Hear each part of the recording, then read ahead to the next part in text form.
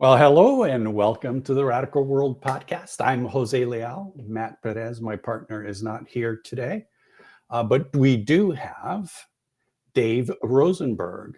Dave is this pretty interesting person, having come from a background in the Navy, working in the world of coaching, world of consultancy, world of work. How do you work? How do we make work better? And doing all of this speaking around how do individuals and organizations do better at work. Dave, welcome. No, thanks for having me. It's a pleasure being here. No, it's a pleasure having you. We had David Marquet, the Oh, submarine. yeah, Uh, yeah. Turn the ship around. yeah, Know the book well. absolutely. Great book and great individual. We really enjoyed that conversation with David. So we have a history of speaking to people who come from the military. Yeah. The interesting thing with David was that he basically sort of not only turned the ship around, I think he turned it upside down in the sense of how we think about leadership in the military on a submarine, right? Well, you know what's interesting about that is certainly the culture in, I believe he was in Pacific Fleet, if memory serves me, at the time, that may have seen the case. But if you look historically at the truly great leaders in the military, and you could go all the way back to Alexander the Great and Philip the Macedon, the basic principles actually haven't changed. How they're applied has changed, but the basic principles hasn't changed. And what he did is, I won't say rediscovered, because he was actually inspired by one of his first skippers, right? But he did reinstitute that. Mm-hmm. There's nothing new under the sun, and he did a brilliant job of it. Yeah, and it seems to me that this radical world conversation that we've been having is consistent both with what he discovered or rediscovered, re-implemented, and I think what you are talking about in this world of radical accountability. Absolutely. You go back to a total quality management. If you look at that, if you look at servant leadership, what they call servant leadership now, but the original title of the paper was Servant as Leader. It's the concept of empowering people to do their job and do it well. And how do we do that? Yeah. So tell me a little bit about your background. Like, how did you get to this, and why did you get to this? And also, why did your wife make you grow your beard again? Well, I'll answer the second question first. My wife made me grow my beard again because I'm ugly. So now we have two things in common. We have no hair on top of our heads, and we need a beard to cover up our faces. Right. Well, fortunately, God only made a few perfect heads, and the rest he covered with hair.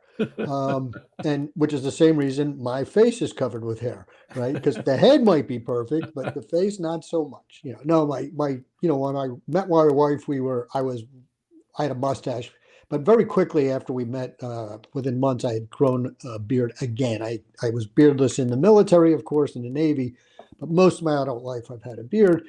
So I grew it back, and that lasted over 20 years. And then a couple of years ago, I decided to shave it, and she was like, ah. And for like 2 years, though, she'd wake up and scream. And so finally I got tired of that, and I just grew it back. So. Well, so many people we interview, we end up realizing that they're kind of in our generation, right? And so here we go. Yeah. Gray beards and bald heads. Yeah. So please, how did you get in? What's your background in the military? So I joined the Navy in 1987. I was an engineering student. I graduated with a degree in engineering. It's interesting. I went into engineering without a clue what engineers did. I was good at math, and it was the pressure in high school. What are you going to do? Right? Go to college, get a degree. I'm like, spin the wheel, engineering. It was literally that. well, not literally that, but it was a pretty random choice. I'm good at math. Gee, engineering sounds interesting. I have no idea what it is. But secretly, I always wanted to be an astronaut. And I will tell you, that hasn't gone away. If in the middle of this interview, NASA opened that door, tapped me on the shoulder and said, "We need you," this interview would be over and I'd be on my way to Houston. But a friend of mine in college said the best way to become an astronaut was through naval aviation. And I wore glasses. I've had the LASIK and stuff since then, but I'm like, I can't fly. I have glasses. And he told me about this program, Naval Flight Officer. So for those of you who saw Top Gun, and who hasn't, I was Goose. So that's called a Naval Flight Officer. You don't actually have the controls, but you do get to fly in various aircraft. And I got fortunate enough to actually get selected for the F-14. And I probably the most formative event in my leadership and adult life happened while an officer in the Navy. I was a legal officer, which is, I'm not a lawyer, obviously. I don't even play one on TV. But I was responsible for administering the Uniform Code of Military Justice. That's the law books that guide the military. And one of my responsibilities was to evaluate reports on sailors who were, misbehaving in some way and determine, either make a recommendation or a determination of what to do. And a young sailor who had just joined the squadron was in trouble for dereliction of duty. And that's a fancy word for saying he wasn't doing his job particularly well. And typically on the first offense like that, you just have a conversation, just like in business, right? You just have a conversation with the guy. And the problem I struggled with is, while I had literally years of training on how to fly and fight the F-14, I had 1 month of training in being a legal officer, and none of that included how to have this conversation. Right. Which is true in business as well, by the way. Oh, it's even worse in business, but yeah, you're absolutely right. And so, what am I going to say? And my dad was a school teacher. He taught in a neighborhood of Philadelphia where I grew up called Kensington. It's a terrible neighborhood. If you saw Rocky, I'm going to refer to movies a lot. If you saw Rocky, that took place in Kensington, generational poverty. And he had a pretty good record, better than average, of getting kids to connect with going to college, which was, most people, their highest aspiration was get a good union job so they could get, steady pay and good pay, et cetera. And the way he did this, and what he taught me, was that it's not enough just to tell people why it's important to them, because we'll let ourselves off the hook. But connect it to why it's important to other people. In other words, how are their actions affect others? We're anthropologically predisposed to support the tribe, right? Because if you think about when we were hunter-gatherers, if you're not part of the tribe, you're kicked out. If you're not contributing, they couldn't afford to keep you around as a deadbeat. Everyone had to contribute. And so we developed with this need to be held in esteem by our tribe members. And Abraham Maslow, in his famed hierarchy of needs, he talks about this as the esteem level of need. And so when you connect people to how their actions affect others, get people to think outside of themselves, then they're going to be more predisposed to doing their job correct, because we don't want to let the tribe down. And so I had a conversation with him along those lines and sent him on his way. And frankly, I wouldn't remember this to this day, except for something that happened about 9-10 months later. We were on our way back from deployment, and we stopped in Hawaii like we always did on the way back to drop off the weapons. Our weapons don't come back here to San Diego, and pick up what's called tigers. In the Navy, a tiger is a friend or family member who's going to ride the ship back with you. And my dad was coming back with me. So he was going to go to work week, you think of it. When I picked him up, he was standing with this young sailor and his father talking. And, I said hi, introduced myself, threw my dad into my rented car, and we took off. And my dad looked at me as I'm pulling away from the curb, and he says, "Son, that sailor has a lot of respect for you." And I remember looking at him thinking, what are you talking about? He never worked directly for me. I knew him from around the squadron, but there were like 150 people or something like that in the squadron. I didn't know him. And he told me the story about how I counseled this young man. And then what he said to me is what cemented it. He said, son, he credits you with saving his career. That's when it hit me, the power of leadership, the power of words. We never know how our actions can affect others. And I mean, I see it today when I speak, and I think, here's this amazing point I'm going to make on stage. But what people hear is something else I said that is a throwaway line, but Right. it's really impactful for where they are in their life at that moment. So we never know how our actions affect others. So I started implementing that in my career. Like you, I started a business, and then I went to work for other people. I ended up running 4 companies as president. And that was one of the things that I started to do, amongst others. And I started creating this framework for leadership, which turned into my first book called Locked On Leadership, and the name of my company. But the one piece that kept resonating with people was the accountability piece, where I was talking about how to have that accountability conversation. Can I jump in there? Because Sure. I want you to define, well, no, I want to help you define leadership in a way that may or may not sort of fit within the radical world view of what leadership is. And so my question to you is, would leadership be more of a mentor or more of someone who is a guide, a telling you what to do kind of person?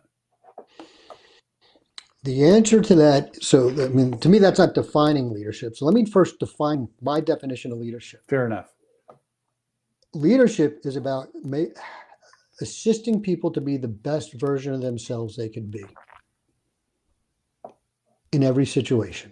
Please say that again.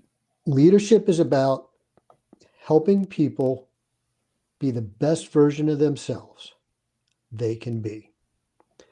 When you do that, and you have a mission, if we're talking business, you have a mission, something to accomplish, a purpose for the company, and you have the right people who will be excited, what Maslow called self-actualized, in your mission, and you help them obtain that self-actualization, which is being the best version of them they can be, they'll see that the mission is accomplished.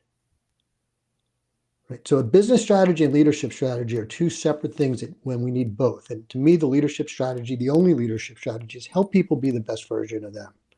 Having said that, to answer your question, as a leader, we need every tool in our belt. We need to be able to be transactional. We need to be willing to dictate when required, but we also need to be able to empower when possible. So what I tell my clients all the time is, as a leader, it's a democracy. The company is a democracy, and you have 51% of the vote. So cast it last. Knowing that you have the ability to say, no, we're going to do it this way. There's no reason to start that way. Because in my experience, when I go to the team and say, here's what our goals are, here's what success looks like, here's what we need to accomplish, how do you want to do it? They'll almost always come up with a better way than me. If I went in there and told them how to do it, they're going to follow what I said to do and probably not do it as well as they would do it on their own. But sometimes you need to go in and say, this is the way it's got to be. And how, because part of, we see from a radical world perspective that much of what's gone wrong with our society is that many people work in environments where they're just doing what somebody else dictates. Right. Right. You know, I walk in, my boss says, you're working the fryer today. Right. And that's not how you do the fryer. You got to do it this way. And you know, and so on and so forth. And so it becomes this, from the most menial job to, you know, being an officer in an organization, that we have to follow whatever someone else is telling us what to do. Right. And it could be at a you know, an executive in a corporation. I've got a board, and the board says, you've got to turn the numbers around. and turning the numbers around by X. Go do X and do this in the way that we're asking you to do it. Focus on this business rather than focusing on that business, or open up this new line of business. Those kinds of things where it may not seem like someone's dictating, but they are, right? Please. So we may disagree here on this, and so you mentioned as we were talking before the show about like holacracy, and I know I've interviewed executives over at Zappos Shoes who embrace holacracy and have since moved away from it. Right. So the one thing I want to call, in my worldview, right, it's not an either or. There's no polarity. Polarities don't exist. Polarities actually don't exist in nature, right? The very essence of matter, subatomic particles, embrace duality. Right. A quark is both a wave and matter and energy simultaneously, and all subatomic particles are. So duality exists in us. So it's not I either dictate or I let the other people, I empower everybody to make decisions. As the board of directors of a company, if we're going public large company, or as the owner of a privately held company, either way, it's your entity. Okay, you represent either the owners or you are the owner, and so the overall general direction belongs there. That's who has that power. Okay, and they have the absolute authority, right, privilege, whatever you want to call it, to dictate whatever they choose to, because they're sovereign. Does that mean that's the most effective way to make people, empower people? Of course not. Is that the most effective way to elevate people to be their highest forms of themselves? Of course not. So if you want to embrace what I call radical accountability, and you call just radical world, that's not going to work. And they have the right to do that. Okay. So what tool do you need? There are also people who aren't ready yet. So in order to get people to be open to self-actualization, what Maslow has taught us is that the lower levels of needs must be substantially met first. So you have to meet people where they need. If I said to somebody who's never worked in an environment where they have free reign, you get to make decisions as long as they're driving to our goal, you're not going to get good decisions. They don't have the skill sets to do that yet. Very true. So you need all of it. Absolutely. And I agree very much that you need all of it. What I was looking at, Dave, was that holistically speaking, right, we have a society where most people who are managers, right, they think their job is to dictate, not to support, not to empower, not to do radical accountability, as you describe, right? So I'd like you to describe more clearly what you mean by radical accountability. But I think for us, and my experience within organizations, I worked in a corporation where the CEO would walk in and say, "This is what I want done today with this story," right? Working in a newspaper where the CEO is walking in and saying, "I just got a call literally from Ford, and Ford wants us to pull that story, and I'm telling you, you're pulling that story." Sure. And of course, why is he doing it? Because the number one revenue source for that newspaper is advertising, and Ford is a big advertiser, and I'm guessing that's the case, right? Exactly. And so, right. And so he's looking at what's his motivation, what's the reason for being. So let's start there. So there's three elements to radical accountability, and I'll come back to reason for being. Mechanics, mindset, and model. You froze for a second, Dave. I'm back. You froze for a second, so I'd like you to say that again. Sure. The three elements necessary for a culture of radical accountability are mechanics, mindset, and model. Mechanics are the policies, processes, and procedures, training, everything you have in place to set people up for success so they know what to do, how to do it, and they have the confidence that they can do it. And that's metrics, all of that. The mindset starts with company. What's your purpose? No company exists to make money, because nobody is going to pay another company so that they can make money. They're going to pay another company to do something because they need help, and the value they're getting from that company is worth more than the money they're exchanging for that.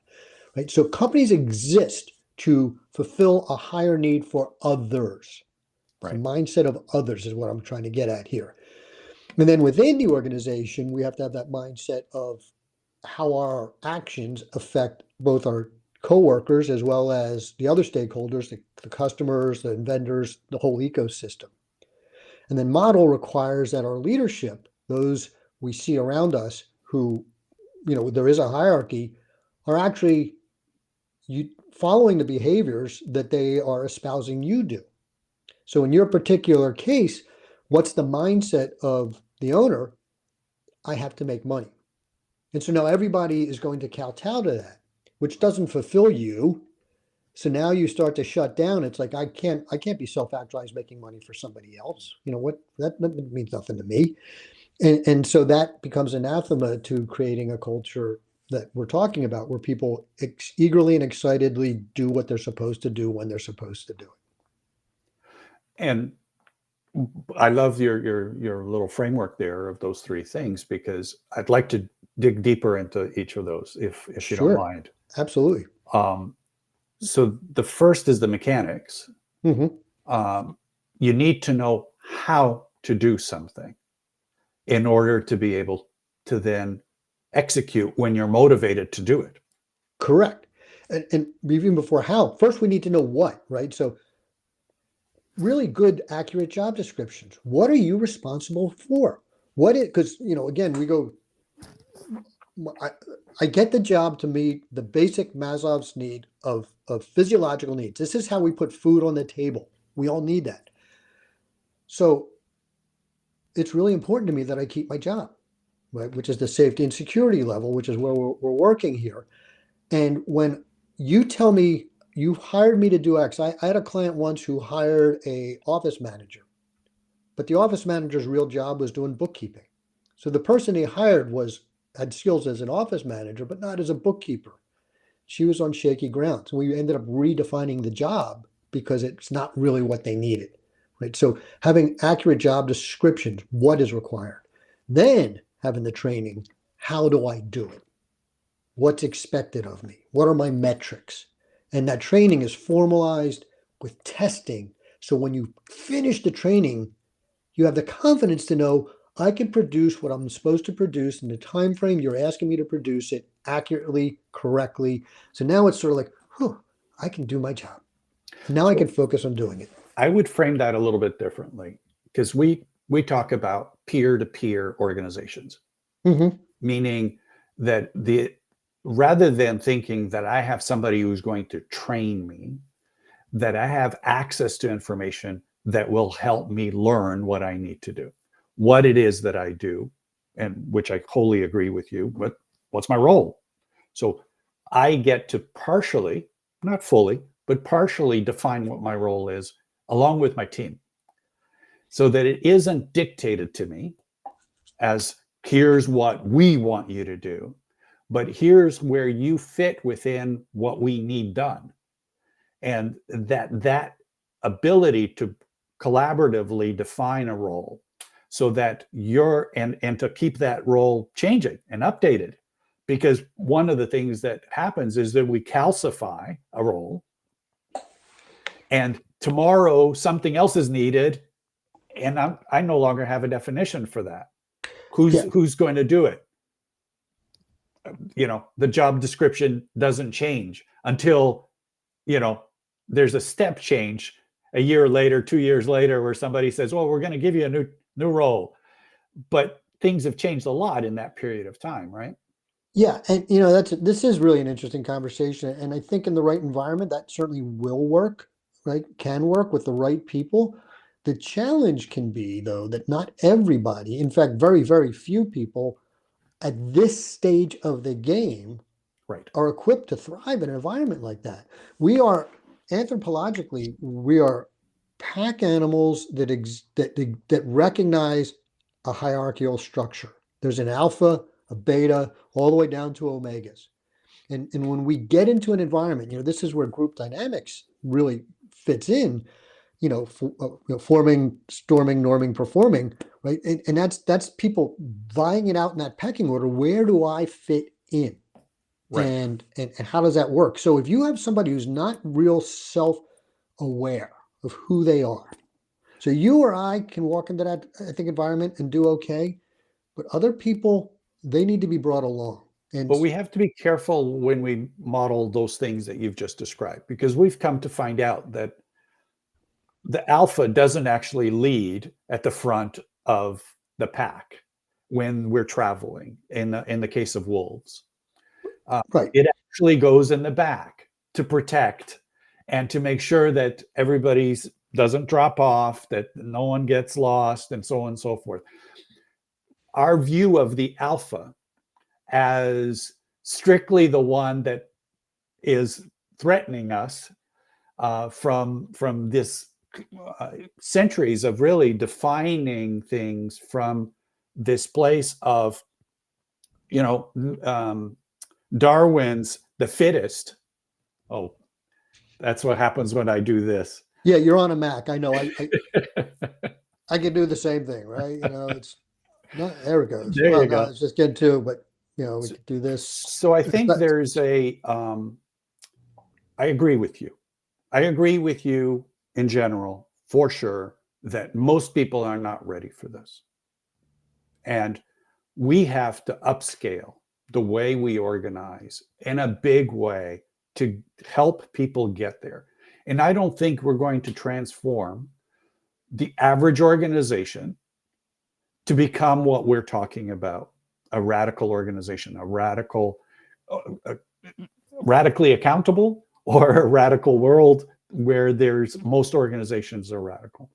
Yeah, look, that's not going to happen anytime soon. I mean, look at the Zappos story. They, Tony Hsieh embraced a holacracy, hook, line, and sinker. There's some funny videos there where, when they first did it, where, the people, there's no managers, and people are going nuts because people don't know how to, Right. And even in holacracy, there's what do I call it? I can't think of the circle leader. I can't think of the term for it, right? But there's always somebody. Lead link.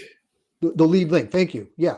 Right. There's always somebody who has that ability to say, this is the way it's going to be. Yeah. Right? And that's why I say there's a duality that needs Absolutely. to be. Absolutely. There's no absolutes, and that we could not agree more. Absolutely. There's no absolutes. The only absolute is there's none. So let's go a little deeper into the three again, because it's the what and the how in the case of the mechanics. Correct. And I couldn't agree more, because if it's not clear to me what I should be doing and how I should be doing it, then motivation doesn't work very well, because I get lost the second I'm motivated to do something. There's one more piece to this, though, that's really subtle. If we want creative, right? We want people to be creative about how they think about things, how they approach things, right? We want that. That's how we evolve and expand and grow. Creativity works best with constraints. Mm-hmm. If you, I can't think of his first name, Hansen. He's an artist. Embrace the Shake is Phil Hansen. That's his name. Right. Phil Hansen did a fantastic. I mean, his whole program is built around this idea, because, as it sounds like you're familiar with him, but for our listeners, he was a painter. He's a pointillist, meaning he would paint with dots like Monet. And he did this in high school, and he did it so much that he developed a neurological condition where his hand would shake, and it was uncurable. And he was despondent because pointillism was his identity. It's who and his doctor said to him, embrace the shake. And so he started, instead of doing points, doing these shaky lines, because he couldn't make a straight line. And he evolved it from there, where he realized the more constraints he had put on himself, the more creative he became. So there is this balancing act between policies and procedures and how to do things that also drives creativity. But I want to circle back to your point earlier too. At the same time, and I just had this come up with a client I'm working with, where they were like, well, we need to be more nimble. And I said, well, that means you need to have a policy and procedure on how to evolve, meaning there has to be a methodology. Healthy organizations grow through a healthy mechanism. Put that into business. So you're not locked into that scenario you were talking about where every 2 years there's a step and you're like, hey, an improvement. No, my job's changed. Let's change the description. Let's get together, figure out how we do this, but not when cells evolve randomly. That's cancer. Thank you. That's exactly the thought. And what cells do is recognize their environment and evolve constantly, dynamically.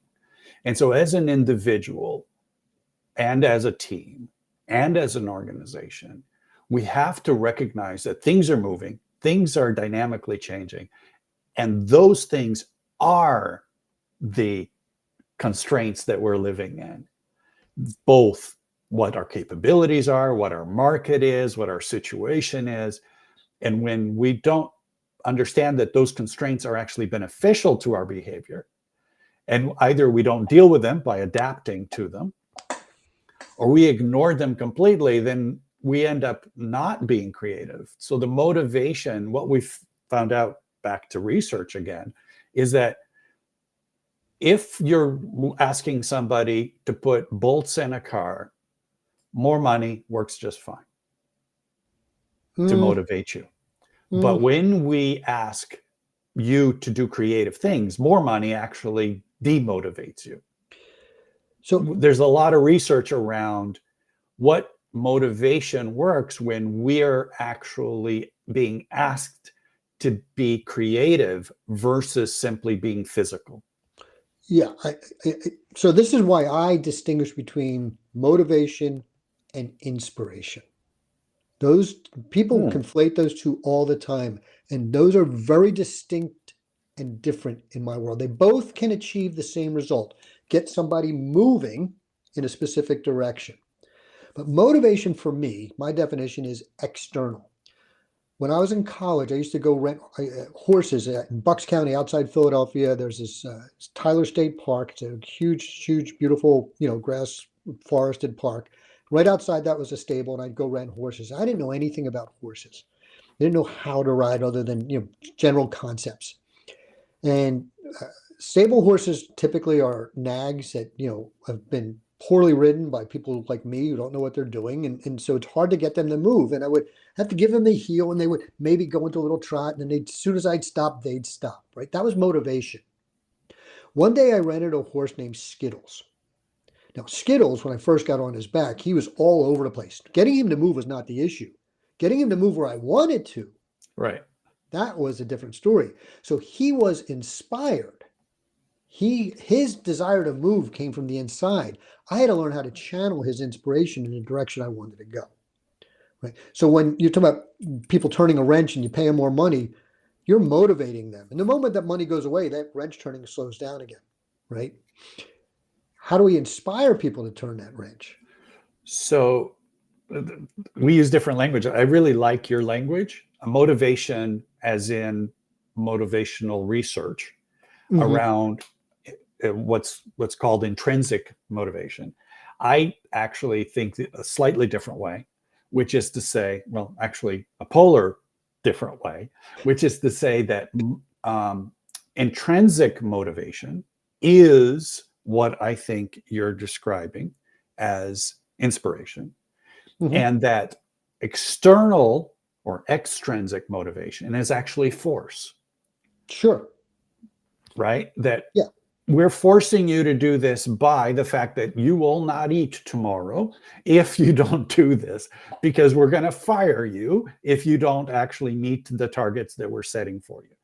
And so linguistics, right? But essentially, I think we're saying the same thing. We're describing the same things using slightly different language. That's exactly right. Adding the intrinsic, which turns motivation internal, right? That's what the definition intrinsic. It's internal. It comes from within. From within. Right, as opposed to extrinsic, external, from without. I just find it using the two different words for me, because I like to meet people where they are, and not, I don't know when I first meet somebody. And so to say motivation and have to distinguish between intrinsic and extrinsic, I personally have chosen inspiration because I think that is synonymous with intrinsic motivation. I mean, obviously, inspiration could also mean like To be inspired by someone else.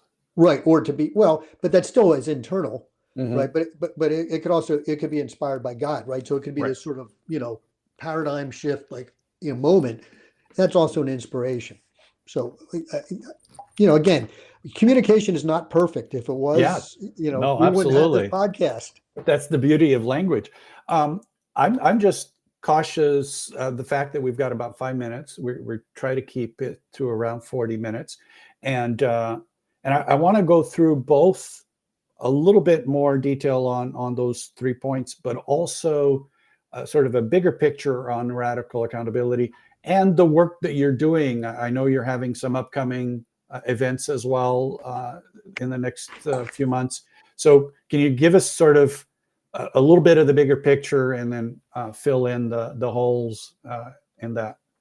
Sure. So mindset, and I kind of spoke about this before. Mindset is inculcating in the team the higher purpose of the company, why it exists, and hiring people who are inspired or intrinsically motivated to fulfill that purpose. And briefly, like I talk about plumbing, for example, and I talk to construction and plumbing contractors.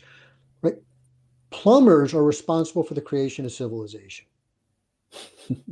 Literally, without a sewage and irrigation, we would not have civilization today.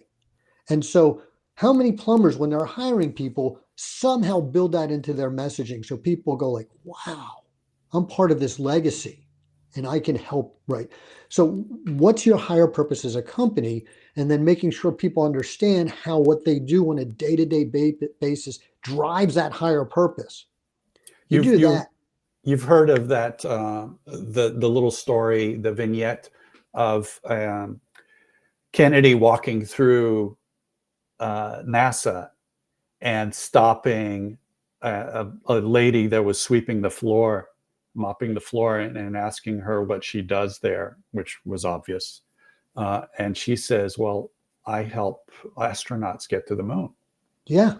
So interestingly enough, the story I shared earlier about that sailor, the reason he was doing a bad job is he was brought in as an electronic technician, but the first job we assigned him was as janitor in a squadron. So he was just going through the paces.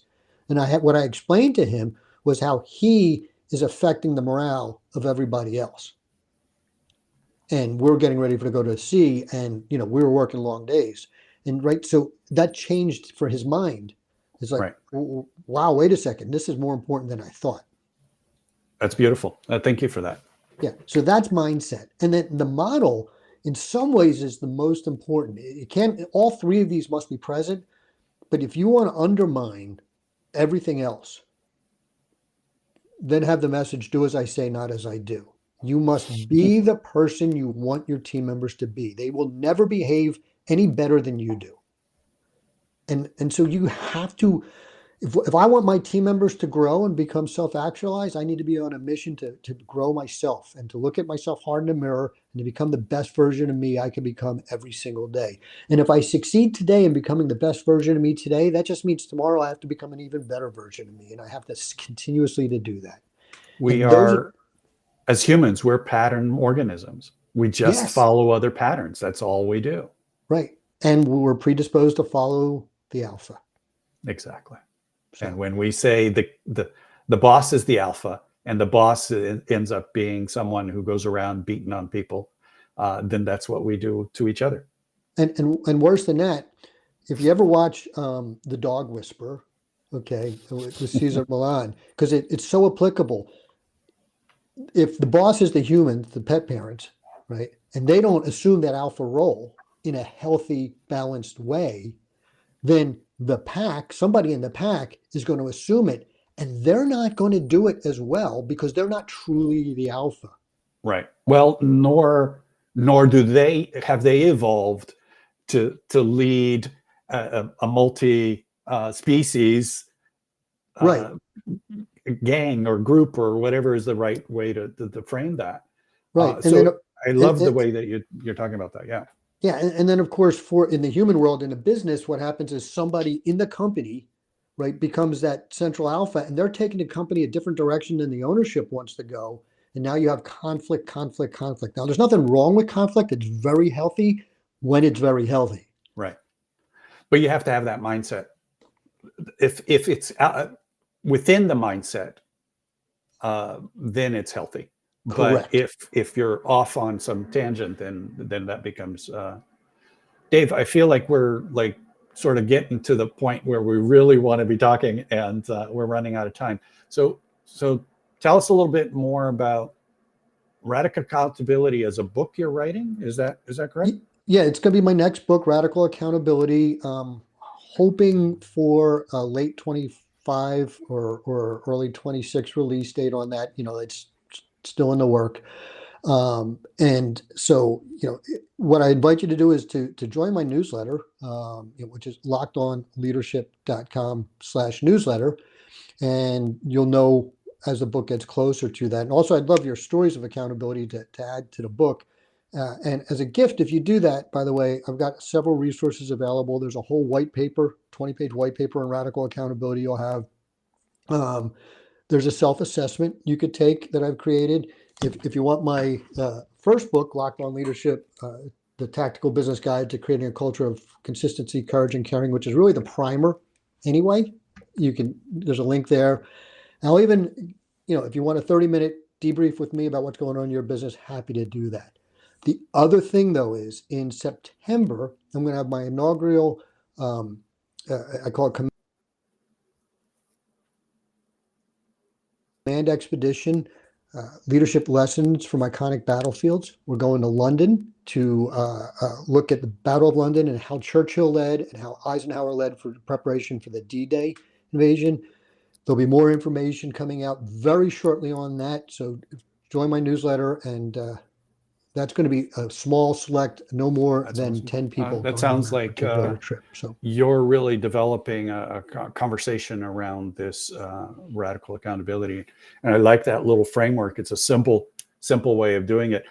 Part of why we're doing this in Radical World is recognizing that there are people around the world like yourself that are, as you said, nothing is new under the sun. And yet we keep getting lost as a society and as businesses and as leaders, and modeling the wrong things, and then having other people follow those models of the things that we shouldn't be doing. And I think radical accountability, radical world, the idea that we can have a way of working, a way of leading that is in keeping with our biological processes of serving life, serving each other, serving one another for the sake of building and evolving a better world, a better society. Well, that's why my mission is to mobilize radical accountability and to I think create a you just global did, movement. So and I think we just have. So thank you very much for that. And I look forward to working together, because I think we're talking about the same thing and figuring out ways to help one another with these communications. You mentioned the newsletter. There's the link to Absolutely. the newsletter. Thank you for that, Carlos. And we've kind of reached our time, Dave. Maybe it's worth bringing you back in a few weeks or a few months and continuing this conversation, because I think there's something there for us to explore. I'd love to come back. It's funny, you're reading my mind. So it's like you're my brother from another mother. Let me let our audience know that we don't have a guest yet for our upcoming week, but that should be happening soon. So stay tuned, take a look at the website, and we'll be able to inform you of who's coming next week. More and more, we're having conversations with people like Dave, as well as folks in the cooperative movement space, future of work space. All of these are conversations that we want to continue having as a community of folks that are all seeking to make our world better and a radical world for all of us. So thank you very much, Dave, for joining us and for spending time with us here today and for continuing this conversation and the work that you do. Yeah, absolutely. It's been my Enjoyed pleasure. the conversation. Thank you. And love the ease with which we can have this conversation. So I appreciate that. Dave Rosenberg, appreciate it. And we'll see you next time.